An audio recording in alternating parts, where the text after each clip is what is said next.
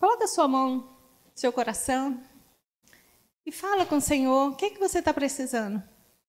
Você está precisando ser tocado por Ele? Você está precisando sentir a presença dEle? Fala com Ele. Ele é o Deus que ouve até o seu pensamento. Salmo 139 fala que antes de vir alguma palavra na nossa mente, o Senhor sabe de todas as coisas. Ele sabe do que você precisa e Ele sabe de que você nem imagina do que você precisa. Mas Ele está aqui, com as mãos estendidas, para te tocar, para te curar, para te libertar.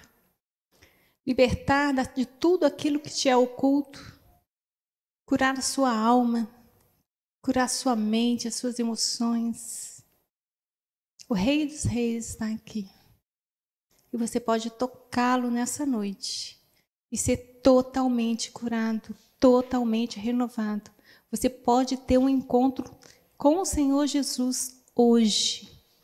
O maior desejo dele é que você faça isso, que você abra o seu coração e você fala, puxa, eu posso ter um encontro contigo, o Senhor pode falar comigo de uma forma que eu vou entender. Então fala comigo essa noite, de uma forma toda especial. Em nome de Jesus. Todo dia das mães, sou eu que prego. Fico com essa incumbência. E orando, perguntando ao Senhor, qual a palavra que eu iria trazer para a igreja. E o Senhor trouxe para mim Daniel 1. Diz assim: E Daniel assentou no seu coração não se contaminar com a porção do manjar do rei, nem com o vinho que ele bebia. Portanto, pediu o chefe dos eunucos que lhe concedesse não se contaminar. Ora, Deus deu a Daniel graça e misericórdia diante dos chefes dos eunucos. Aí você pode pensar assim, nossa, o que tem a ver, né, essa palavra com o Dia das Mães, né? Parece que não tem nada, né? Mas o Senhor me chamou a atenção acerca da mãe de Daniel. Quem foi essa mãe?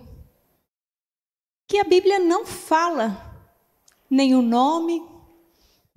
A gente não tem nenhuma ideia, a não ser que a gente sabe que ela era judia, ele também. E que ele era príncipe em Israel. E ele foi levado escravo lá para a Babilônia. Mas quem foi esta mãe que forjou o caráter de Cristo na vida desse rapaz, que tão jovem foi levado escravo? E teve um testemunho, um posicionamento de fé extraordinário. Longe de pai, longe de mãe, longe dos parentes, longe dos amigos, longe de tudo e de todos, né? Na verdade, foi um grupo levado cativo. E nesse grupo, 4 pessoas se destacaram. Mas um se destacou pelo seu posicionamento, que influenciou mais 3.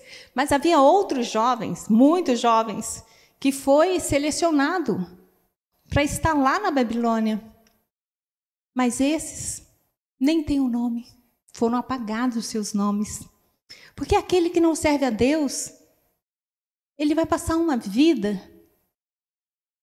sem marcar a vida de ninguém, sem influenciar a vida de ninguém. Já viu na Bíblia que fala assim, fulano nasceu de ciclano, morreu, e nasceu e morreu, e nasceu e morreu, e nasceu e morreu. Foram pessoas que passaram pela vida, passaram pela terra, e não tiveram encontro com o Senhor Jesus. Não teve um ressignificado da sua vida para saber qual é o plano e o propósito de Deus para mim e para a sua vida. E aqui tem uma mulher por trás desse jovem, uma mãe que teve o zelo e o cuidado de ensinar a palavra de Deus para o seu filho de uma forma muito zelosa. Então, Deus trouxe para mim uma palavra falando das mães invisíveis. Porque, às vezes, o trabalho de uma mãe, às vezes ela até olha assim e fala assim, nossa, eu faço tanta coisa, ninguém vê nada. A casa só vê se estiver desarrumada. Se estiver tudo arrumado, parece que ninguém fez nada. Os filhos, né?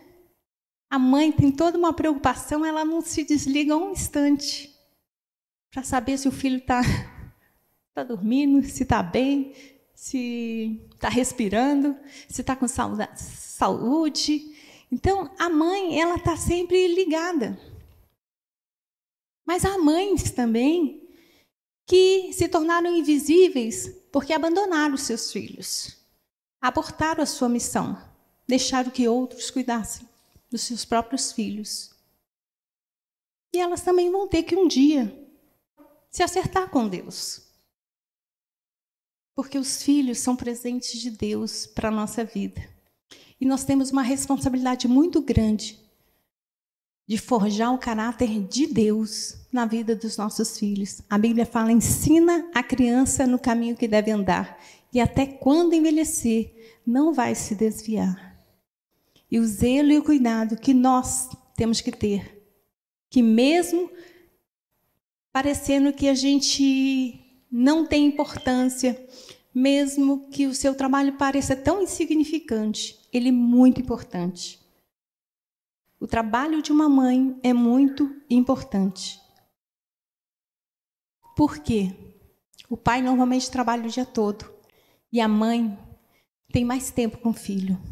E mesmo se ela trabalhar fora, ela acaba tendo mais tempo com os filhos. O tempo de cuidar, o tempo de zelar.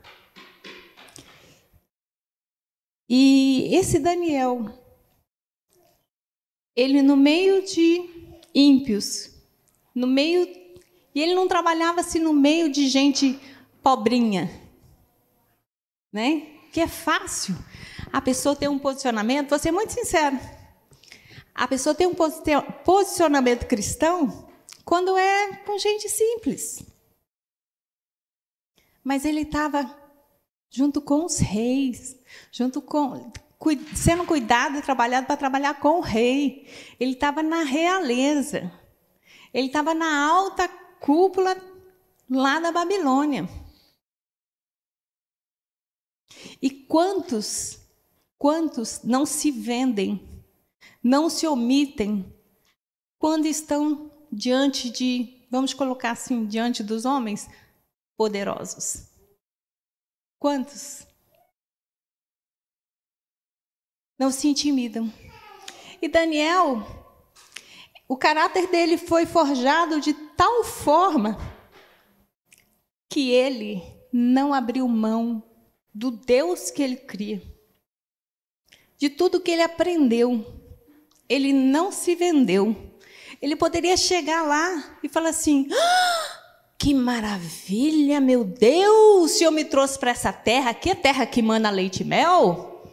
Olha, estou comendo, Deus me abençoou, estou comendo as iguarias do rei. Posso beber à vontade, agora tem o melhor vinho para eu beber, tem a melhor comida, posso comer, posso fazer o que eu quiser. Só que nele houve uma mãe que ensinou a palavra de Deus, que ensinou o temor a Deus. E ensinar o temor a Deus faz com que o seu filho seja na sua frente ou atrás de você o mesmo. Pessoas religiosas formam filhos que na igreja é uma coisa, em casa é outra coisa, no mundo nem se fale. Só o sangue de Jesus tem poder, porque é uma vergonha. Mas essa mulher aqui, que Deus falou, mulher invisível, mas ela teve o cuidado de ensinar a palavra de Deus, mas forjar o caráter de Deus, o temor de Deus na vida desse Daniel, que entrou rei, saiu o rei, caiu o rei, entrou outro rei, caiu outro rei, entrou outro rei, caiu o governo da Babilônia, entrou outro governo. E Daniel estava lá. Daniel permaneceu. Por quê? Porque aquele que crê na palavra de Deus, aquele que faz uma posição, que toma um posicionamento por Jesus, Deus o levanta. E ele deve permanecer fiel até o fim. E olha que houve perseguição, inveja. Perseguiram ele porque ele orava 3 vezes ao dia. E você, está orando?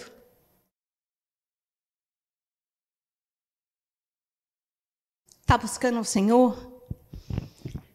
Mãe invisível, Deus te vê. Deus vê se você é fiel ou não. Assim como Raquel escondeu os ídolos e o seu marido nem sabia que ela tinha roubado os ídolos da casa do pai e lançou uma palavra de maldição sobre a mulher que ele amava. Mas por quê? Porque ela fazia coisas escondidas. Mãe que faz coisas escondidas do seu marido vai ser envergonhada. A casa vai cair. A casa cai mesmo. Deus vê se você ora ou não ora pelos seus filhos. Assim como Ana, que buscou o Senhor, queria tanto um filho, mas para entregar esse filho ao Senhor. E esse filho foi o maior profeta de Israel. Nenhuma das suas palavras caiu por terra. A palavra permanece. Deus vê a sua dedicação ou não na criação dos seus filhos. Como você está criando?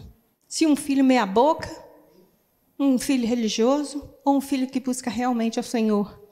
Assim como Joquebede, que por fé guardou Moisés, falou, esse filho é meu, eu não mato. O rei falou, tem que matar todas as crianças, todos os meninos. Ela falou assim, pode morrer todos, o meu não vai. Então é uma mulher guerreira. A mulher que tem o Espírito de Deus é uma mulher guerreira, é uma mulher que guerreia pelos seus filhos, que não abre mão do seu filho para o Egito. Ela lutou, ela guardou. Você imagina o medo e o terror que ela pode ter, que ela passou, com certeza, de saber que aquela criança estava sendo escondida. Mas a qualquer momento poderia ser descoberta, poderia ser morta. Ela poderia ser morta, o seu filho, a sua família inteira, por ter desobedecido a ordem de Faraó. Mas tenho certeza que ela foi buscando a Deus, pedindo a Deus uma estratégia para livrar aquela criança. Porque ela cria que Deus levantaria alguém que iria libertar o seu povo.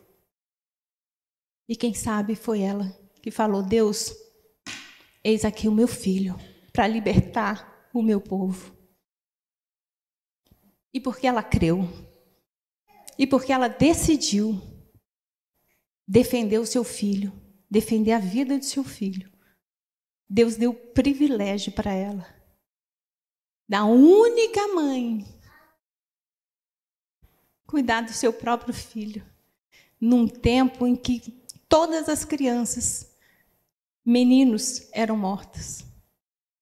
Então, enquanto ela via o filho do vizinho sendo morto, o filho do outro vizinho sendo morto, ela dizia, o meu não vai morrer.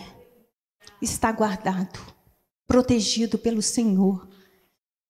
E ela colocou num cestinho e colocou viu o momento certo em que a princesa estava tomando banho. E aquela princesa pegou aquela criança e a irmãzinha lá, olhando para onde, acompanhando. E Deus preparou todas as coisas para que aquela mãe tivesse o seu filho de volta e amamentasse.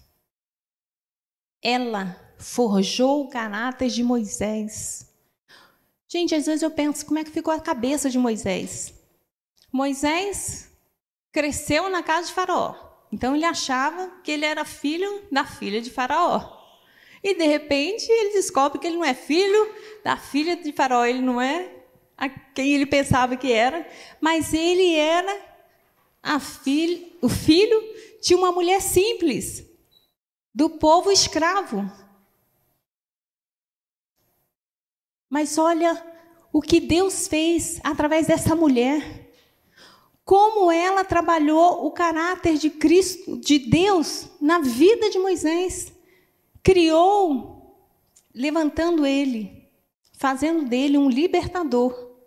Ele não ficou com depressão, nem com opressão, nem com síndrome disso, nem daquilo, tal. O cara se tornou valente. Ele cresceu no Egito. Ele cresceu com a mentalidade de libertador. Eu vou libertar o meu povo. Então, você e eu, nós temos que criar os nossos filhos com uma mentalidade de que você é sal e luz dessa terra. Você nasceu para influenciar, para contagiar esse mundo de uma forma extraordinária. Fazer uma diferença. Em nome de Jesus. Bibiane, vou dar uma pausa aqui, né? Vou dar uma oportunidade para a Bibiane, senão eu começo aqui. Tem mais coisa aqui, mas eu quero dar o privilégio para a Bibiane compartilhar a palavra que Deus trouxe para a vida dela. Amém. Ó, pastor, você viu, né, o que ela falou aqui no secreto, né? Eu cumprimento a igreja capaz do Senhor, amém? Hoje eu sou um pouquinho diferente, irmãos. Eu gosto de trazer para a terra a existência de coisas que não estão existentes. E se eu pudesse falar algo hoje para você, é que Deus está te dando uma oportunidade. Primeiro, eu já quero cumprimentar todas as mães. Feliz Dia das Mães. Eu creio e acredito que você é diferenciada no seu lar. E cumprimentar também a pastora, né? Por ser mãe física, mas também por ser mãe espiritual, que não é um trabalho fácil, é um trabalho árduo, mas que há muita recompensa. Eu acredito que a coroa que está sendo preparada lá no céu está cheia de brilhantes, amém?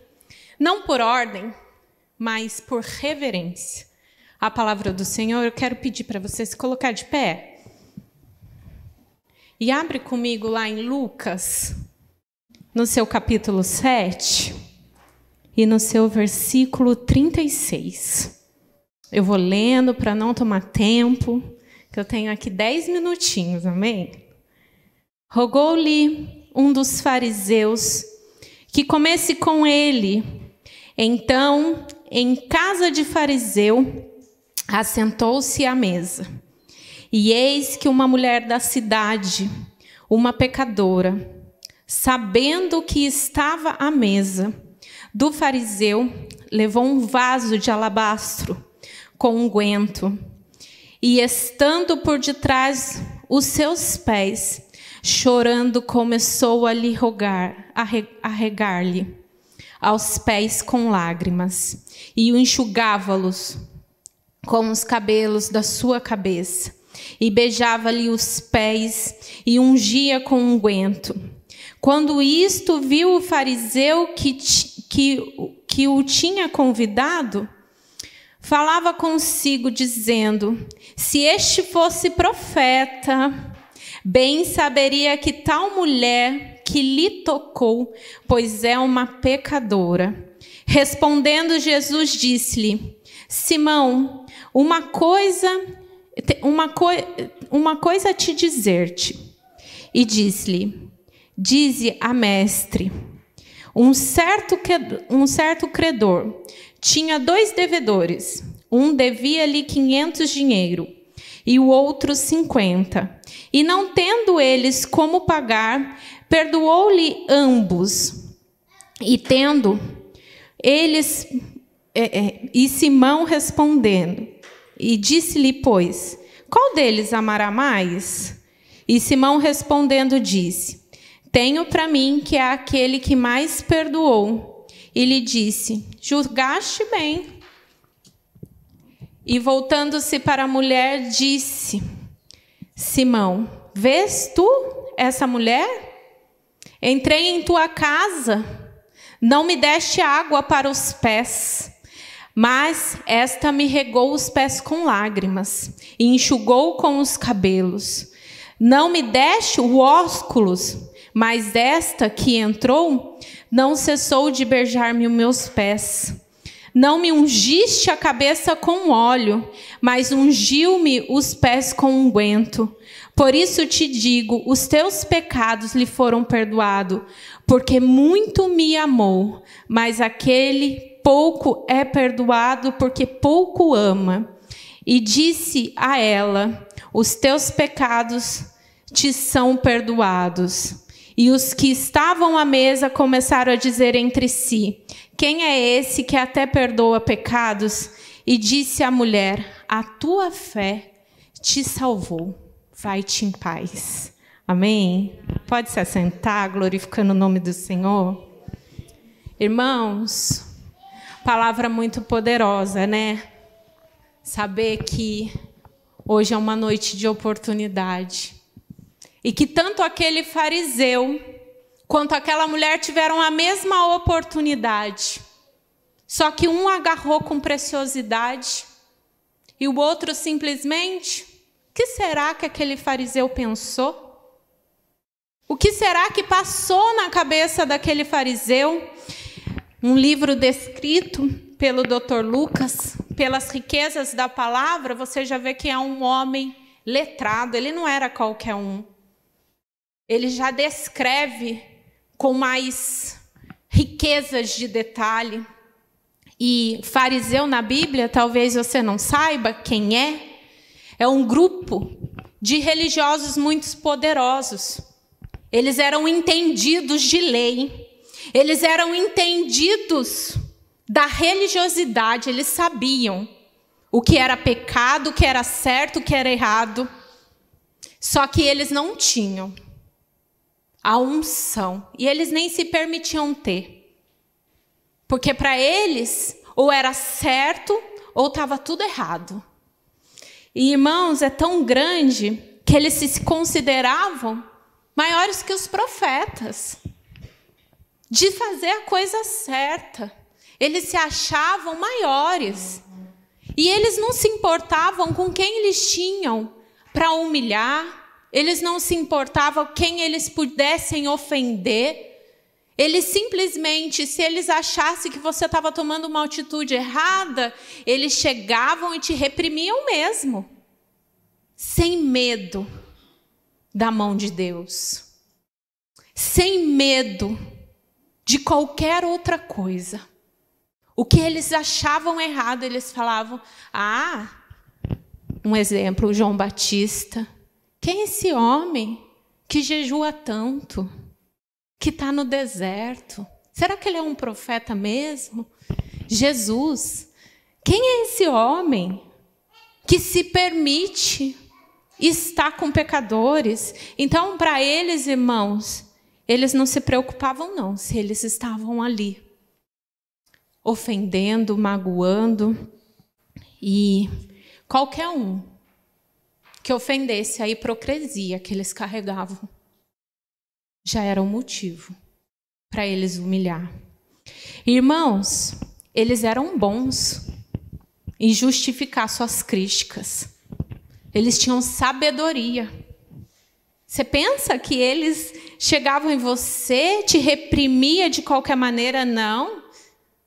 Sabe aquele cristão que vai na palavra te reprimir, te magoar? Eles eram assim. Eles eram religiosos, irmãos.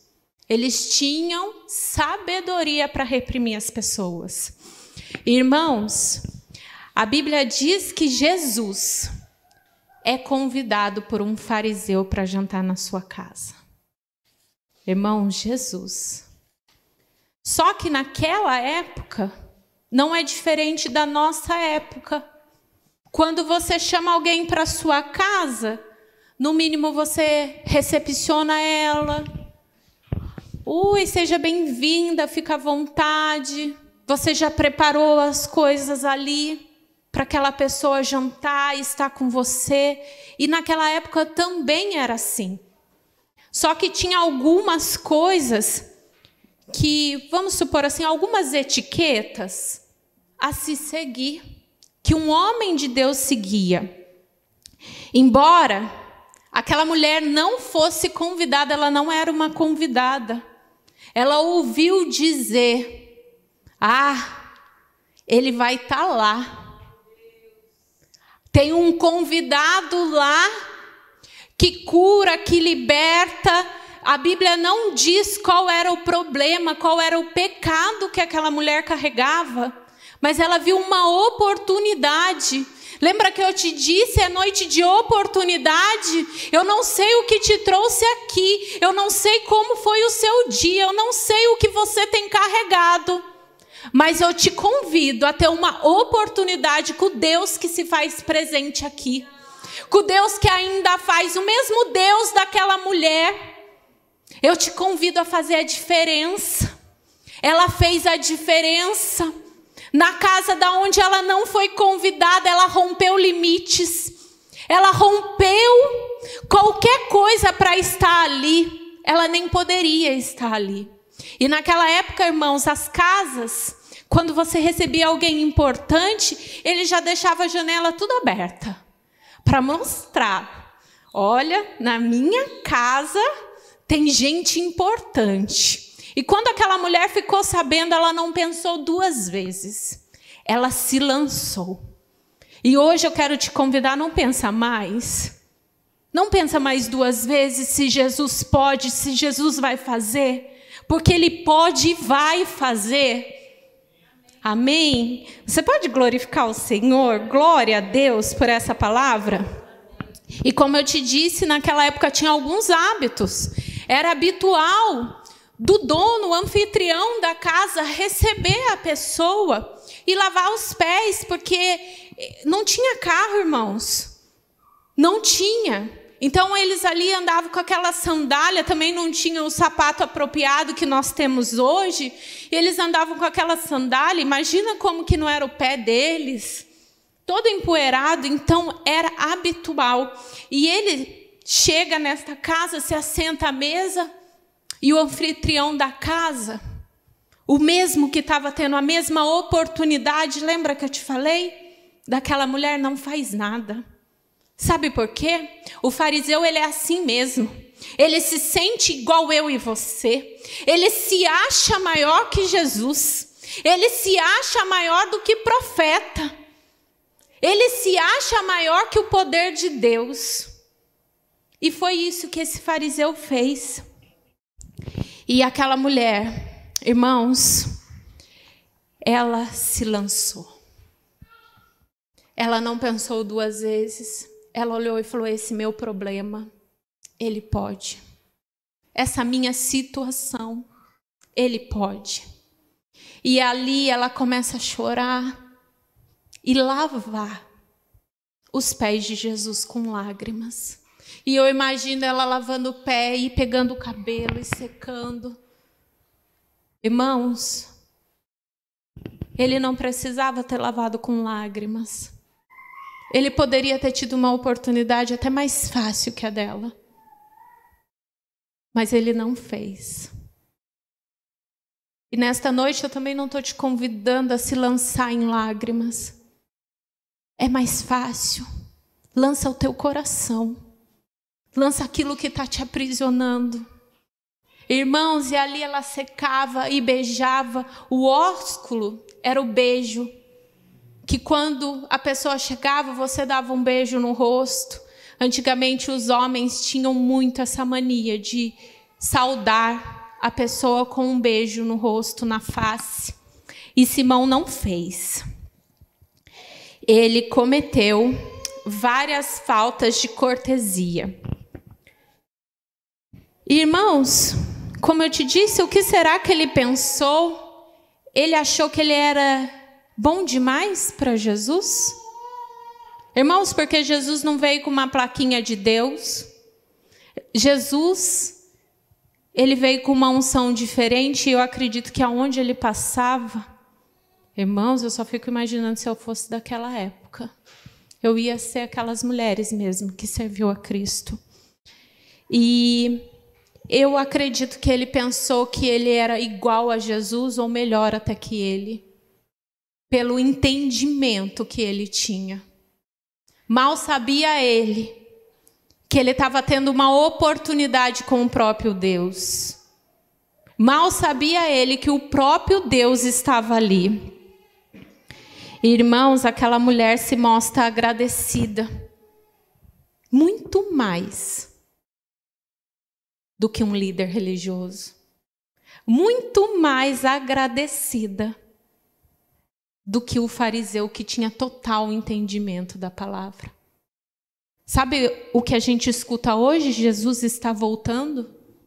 Jesus está voltando. Jesus está voltando. Isso eles também escutavam, mas não conseguiam colocar nada em prática.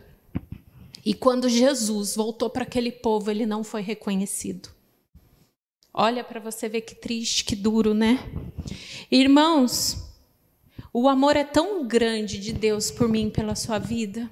Foi tão grande na vida daquela mulher, que a hora que ela se lançou, eu acredito que Jesus olhou e falou assim: ah, mulher, se tu soubesses que hoje a tua história mudou, se tu soubesses que o que você veio buscar, você vai receber. E eu acredito que é esse mesmo olhar que Deus está tendo aqui por nós hoje. E falando para mim e para você, na minha e na tua alma, se você soubesse que o que você veio buscar, você está recebendo. Se você soubesse que todo esse sacrifício, tudo isso que você deixou para estar aqui, eu tenho recolhido. Se você soubesse que eu tenho visto o tanto que você tem se lançado.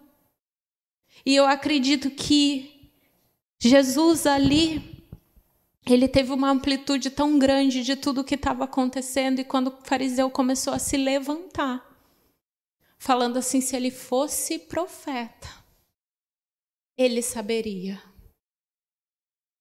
Porque é assim, irmãos, quando Deus está no negócio, começa, virar. E daí você fala assim, será que Deus está nesse negócio? Eu quero dizer para você, não desiste não. Não desiste, aquela mulher não desistiu. Aquela mulher não parou. Eu acredito que enquanto o fariseu estava lá falando, ela estava ali, nos pés de Jesus. Grande és tu, ungindo. Era um unguento, irmãos, era muito caro, era caríssimo. Ela não pensou duas vezes o que ela tinha que dar para o Senhor. Irmãos, eu quero dizer para você que o mesmo Deus que estava lá naquele jantar, ele está aqui. E ele preparou uma mesa para você. Porque ele tem visto a sua diferença em meio a tantos. Ele tem visto a sua entrega. Irmãos, quando ele vira para o fariseu e fala assim, quem você acha que ele perdoou mais? O quem devia 50 ou quem devia 500? E o fariseu, né, irmãos, como eu falei, eles tinham sabedoria para responder. Ele vira e fala assim, eu acredito que quem devia mais, ele teve mais amor para aquilo. Irmãos, Deus fala, disseste bem. Eu perdoei quem mais fez. Quem mais tinha pecado, quem mais estava sujo. Porém, eu também perdoei aquele que não tinha pecado, que estava mais limpinho, mas também estava devendo. Ou seja, tanto o fariseu quanto a mulher, naquela noite eles foram perdoados. Eu quero dizer para você que eu não sei o que você precisa de Jesus, mas eu vejo uma geração perdoada. Eu vejo uma geração onde Jesus está tocando e perdoando. E não importa se o que você devia era 50, 500, 1000, 2000. O que importa é que o Deus que eu e você servimos está falando assim, não é o valor. Eu vim para todos. Eu vim para aquele que é mais pecador, para aquele que é menos pecador. E eu vim para que haja transformação. Irmãos, é tão grande o que Deus fez, que se a gente parar para pensar, se fosse nós, no lugar de Jesus, você teria perdoado o fariseu? Você teria perdoado a falta de educação do fariseu? A falta de respeito? A falta do olhar espiritual? Sabendo que ele conhecia tanto a seu respeito, mas porém ele não conhecia nada. Então eu quero dizer para você que o meu e o seu coração não é o de Deus. Aonde você acha que não tem perdão, para Deus tem perdão. Aonde você acha, mandou muito mal, para Deus ele só está falando assim, oportunidade de transformação. Então, eu já quero, como eu disse, não sei se vocês vão lembrar, hoje é uma noite de oportunidade, de trazer existências a coisas que não estão existentes. E quando a pastora falou, missionária, você prega? Eu falei, prego. Deus tinha colocado toda a palavra no meu coração, mas sabe o que eu vejo, pastora? E eu gostaria que você se colocasse de pé para olhar para a nave da igreja. Olhando para a nave da igreja, o pastor também, que já está olhando. Eu vejo uma geração diferente. E isso é tão profético, irmãos, que vocês não têm noção do que está acontecendo no mundo espiritual e no mundo físico. Eu vejo mulheres na diferença, assim como aquela mulher foi diferente. Eu vejo uma geração de Joel, eu vejo homens cheios, mulheres cheias da presença, crianças cheias da presença. É isso que eu vejo para a igreja, é isso que eu vejo através dessa palavra. Eu vejo oportunidades. Agarra a sua, pega a sua, não sai daqui sem a sua oportunidade. Não sai daqui sem a presença do Senhor. Pega o que é seu, se lança. Se tiver que chorar nos pés, sabe, pastora, chora. É o seu momento com Jesus. Se tiver que secar com os seus cabelos, seca. Se tiver que beijar, beija.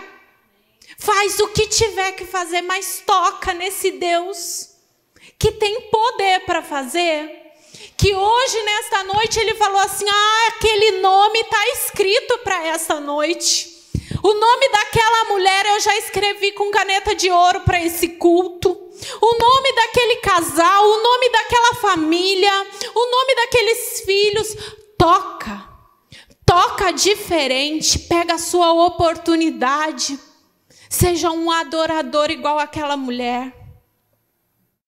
E não importa, irmãos, o caminho que você vai ter que trilhar até chegar lá.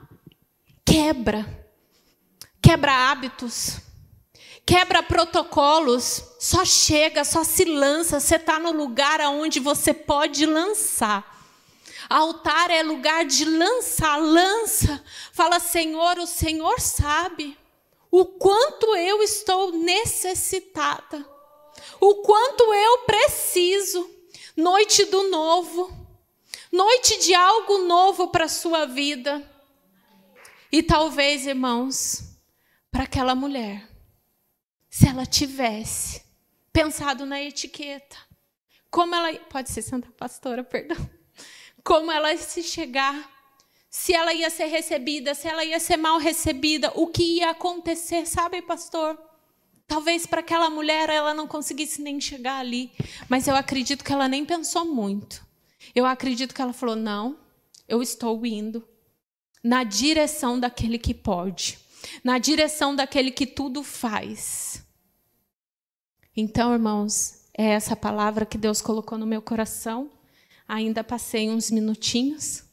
Quero pedir perdão para a igreja, para o pastor, para a pastora, mas que você venha mesmo ser um gerador da presença de Deus, amém?